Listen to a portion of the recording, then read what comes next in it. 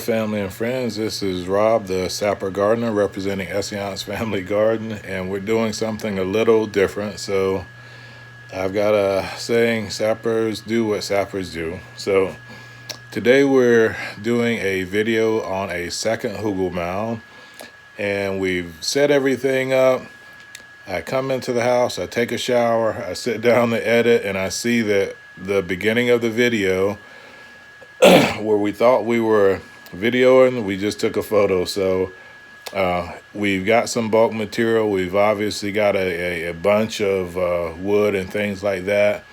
One of our YouTube friends asked if we could show setting one up from start to finish. So I'm going to go ahead and take you guys to the first clip of me loading some of the wood with our log ox into our cart, and just take you guys along. I do want to give a channel mention to our friend Irene at My Permaculture Garden. She's done one from start to finish too.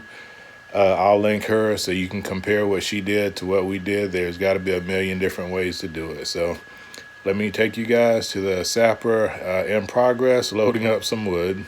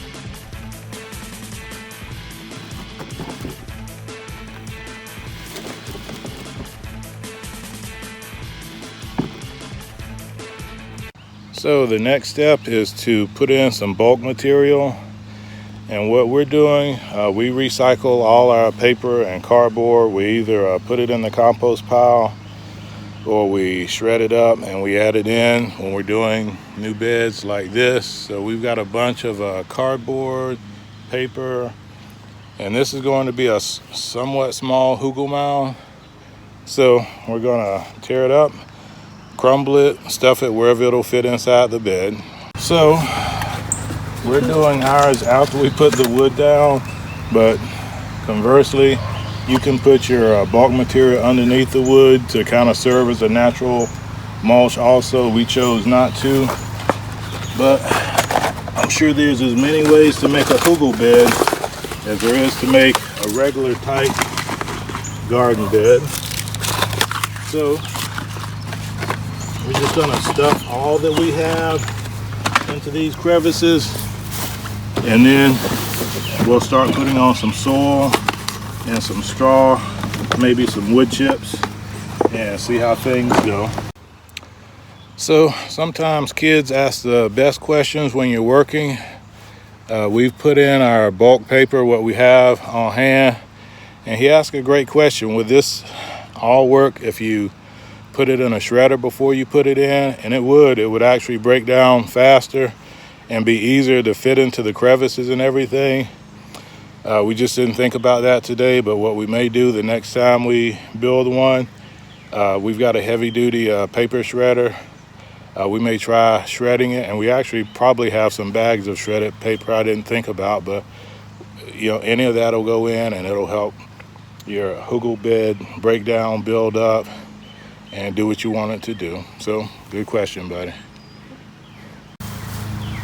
So the next thing we're gonna do for our small Hugelkulture bed, I think I mentioned we went to a sale at a local garden center that's going out of business, and they had garden soil, peat moss, wood chips, all at 50% off or greater. So Normally we probably would not put peat moss in, but this was too good of a deal to pass up, so we got several of these, and we're going to top it off with peat moss over the wood and the bulk material. And then we're going to put a bag of garden soil over it, and we're going to mix in some wood chips in, and all this stuff was on sale. So again, you don't want to spend a ton of money making your hugel bed, but if you catch stuff on sale, 50% off, you know, get it. You can always use it if you're growing your garden. So we got our bag of peat moss in, and you can see we probably should have used a little bit more bulk material paper, because obviously some of it's going to sink into gaps and holes, but you're going to have that. So we're using what we can, and in our opinion, our way of thinking, the hugel beds are a way to create the best growing beds you can with cheap available material. So we're using what we got, and we'll see how it goes. So SK1 has just brought me over a jug of water, so we're going to water this in, and then we're going to put half of our wood chips in. You can use straw, you can use whatever you use, but that's just another way to bind everything together. So we'll water this in, put half our wood chips, we'll put our garden soil on, and then we'll put the other half of our wood chips on top and water it again. All right, powers of observation should be key. When I bought these wood chips, I expected bigger pieces, but it's actually fine wood shavings like some people use for their chicks or chickens. I did not know that, but I'm not unhappy with that, because since they're a finer wood chip, they'll help settle the bed down. And if you can see, we're gonna make it snow on our hugel bed. So let me get half those on, we'll water it in, and then we'll show you the next step. So we put half our bag of shredded wood chips on top. Now we're going to add some garden soil. We'll add the other half of the shredded wood chips. We'll water it in, and we probably will be done unless we can find some straw bales. If we find straw bales, we'll add some of those on top also. So we're using Miracle-Gro organic, but normally we would not use this. We would use either leftover garden soil or potting soil from our pots and such, or we would get the cheapest topsoil we could get, because you've got plenty of organic material in there with the wood. But because this was half off, this was I want to say $4, and it's twice as much as you would get in a $2 bag of topsoil. So it's about the same price as topsoil would be. So we're going to use this, water it in, and take a look. So this is our hugel mound number 2. We actually did not put as much covering material, so we've got some wood exposed.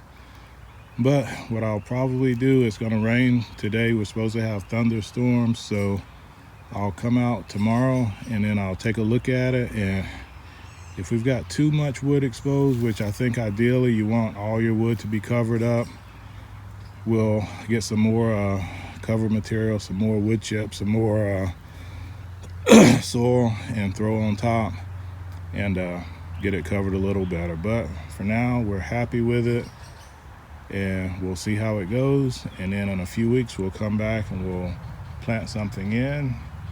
So as an extra, we're going to come over here and look at our hugel bed number 1. This is the one we planted some jalapeno peppers and some Cherokee Tan pumpkin seeds. And as you can see, we are happy to say for Danny and Wanda, who gifted us the seed, we have germination on 1 and 2, and we'll wait and see if any of the other seeds germinate. We planted these a week ago, so we didn't really expect to get anything up until probably 2 weeks, but we've got 2 that germinated and are growing, and we will be on the lookout for any more. All right, friends and family, so that concludes this hugel bed build and update.